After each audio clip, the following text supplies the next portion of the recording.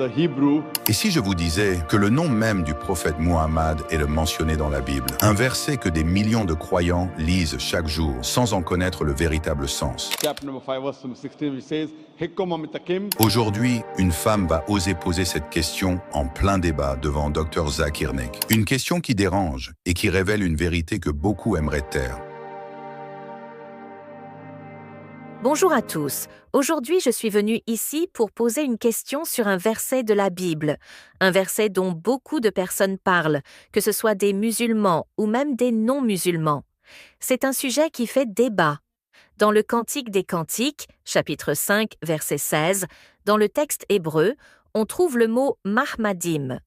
Or, dans les traductions de la Bible, ce mot est rendu par « tout à fait charmant » ou parfois « plein de charme ». Mais en réalité, ce mot ressemble beaucoup au nom du prophète Muhammad. Certains disent même que c'est une preuve que son nom est mentionné directement dans la Bible. Alors, ma question est la suivante. Pourquoi ce verset est-il traduit de cette façon dans la Bible? Pourquoi cette mention de Muhammad est-elle ignorée ou cachée? Et pourquoi les chrétiens ne reconnaissent-ils pas cela?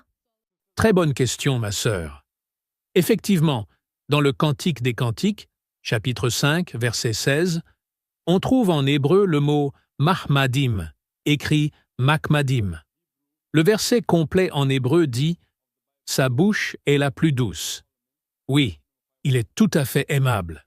« This is my beloved, and this is my friend, O daughters of Jerusalem ».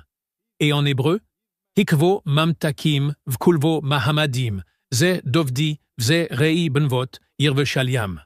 Maintenant, analysons cela.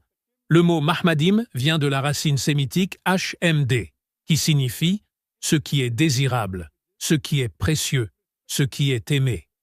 Mais ce qui est très intéressant, c'est que le nom du prophète Muhammad dérive de cette même racine. En arabe, hmd, on retrouve le même sens, celui qui est digne d'éloge, celui que l'on loue. Le nom même de Muhammad signifie donc le loué, le digne d'éloge, ce qui est directement lié au mot Mahmad en hébreu. Et ici, le suffixe in est ce qu'on appelle en hébreu un pluriel honorifique, souvent utilisé pour montrer le respect ou l'importance. C'est pour cela qu'on retrouve aussi dans la Bible le mot Elohim pour désigner Dieu, même s'il est unique.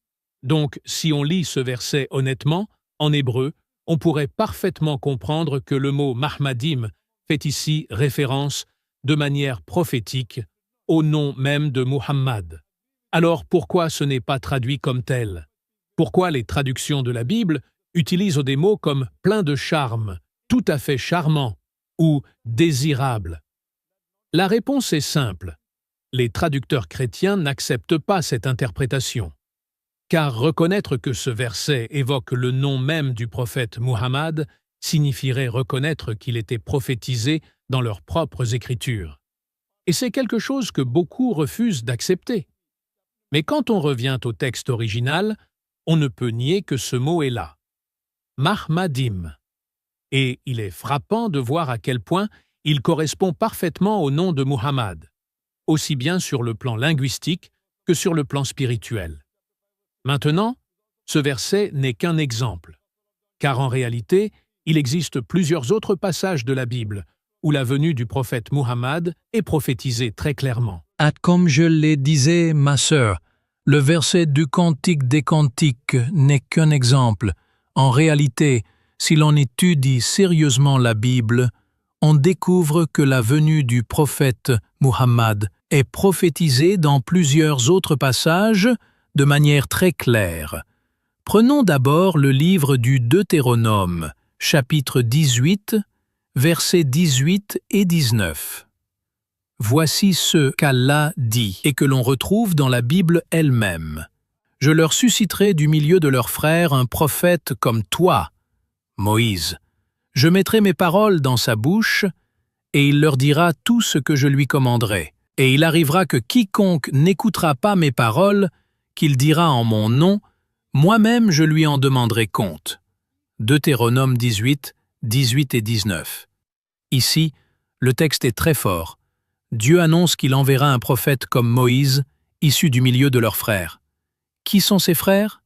Les fils d'Ismaël, les Arabes, qui sont les frères des enfants d'Israël.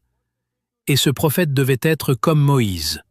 Moïse était un prophète, un chef d'État, un homme de loi. Il est venu avec une révélation complète. Et surtout, il a eu une vie humaine normale, marié, enfant, société.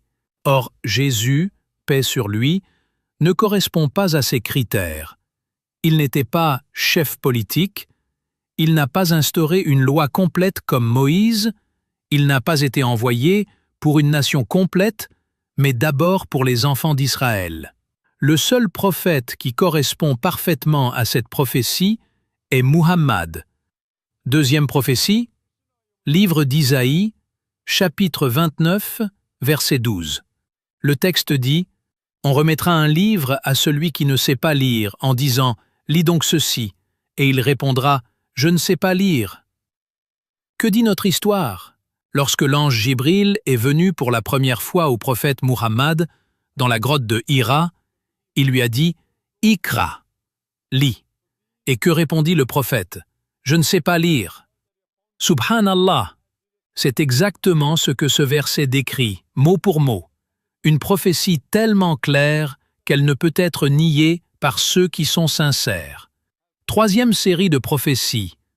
L'Évangile selon Jean dans le Nouveau Testament.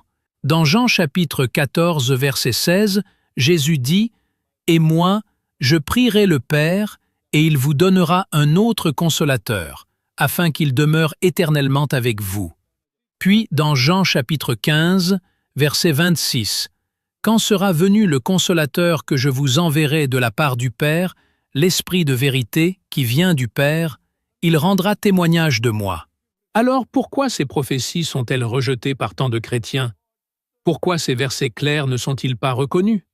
C'est une question que je pose régulièrement. Je l'ai posée à des centaines de chrétiens, lors de débats, de conférences, ou en privé. Certaines personnes, alhamdoulilah, quand elles voient ces preuves, quand elles étudient sincèrement leurs livres, acceptent l'islam. Mais beaucoup d'autres refusent. Pourquoi? Très souvent, ce n'est pas une question de preuve, c'est une question d'ego. Beaucoup me disent « Je suis chrétien depuis 30, 40 ans. Tu veux que je change de religion aujourd'hui ?» Ou alors « Qu'est-ce que ma famille dira? Que vont penser mes amis? Mon entourage ?» Ils ont peur du regard des autres, et pour cette peur, ils préfèrent fermer les yeux sur la vérité. Mais ce qu'ils oublient, c'est que le regard d'Allah, de notre Créateur, est plus important que celui des hommes.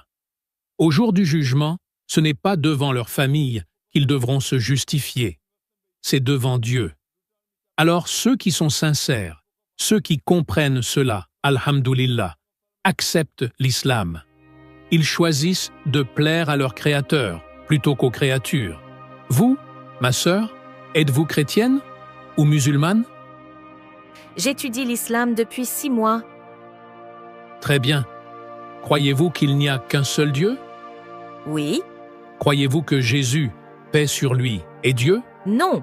Croyez-vous que Muhammad, paix et bénédiction sur lui, est le messager de Dieu? Oui. Alhamdulillah. Vous avez fait 6 mois de recherche, et cette recherche vous a mené vers la vérité. Le Coran nous dit que lorsque les croyants entendent les versets d'Allah, leurs yeux se remplissent de larmes. Et c'est ce que nous voyons aujourd'hui. Ces larmes sont des larmes de joie, de bonheur, d'avoir trouvé la vérité. Comme Jésus, paix sur lui, l'a dit dans l'évangile de Jean, « Cherchez la vérité, et la vérité vous affranchira. » Et aujourd'hui, alhamdoulilah, cette vérité vous a affranchi. Souhaitez-vous embrasser officiellement l'islam aujourd'hui? Oui. Personne ne vous force? Absolument pas, c'est ma propre décision. Alors, répétez après moi. Ashhadu. Je témoigne an la ilaha illallah. Qu'il n'y a pas de divinité en dehors d'Allah, wa ashhadu. Et je témoigne Anna Muhammadan Rasulullah. Que Muhammad est le messager d'Allah. Mashallah. Ma sœur, vous êtes désormais musulmane. Et je prie Allah qu'il vous accorde le bien dans cette vie et dans l'au-delà, et qu'il fasse de vous une lumière, une source pour guider d'autres non-musulmans vers la vérité de l'islam. Qu'Allah vous récompense grandement.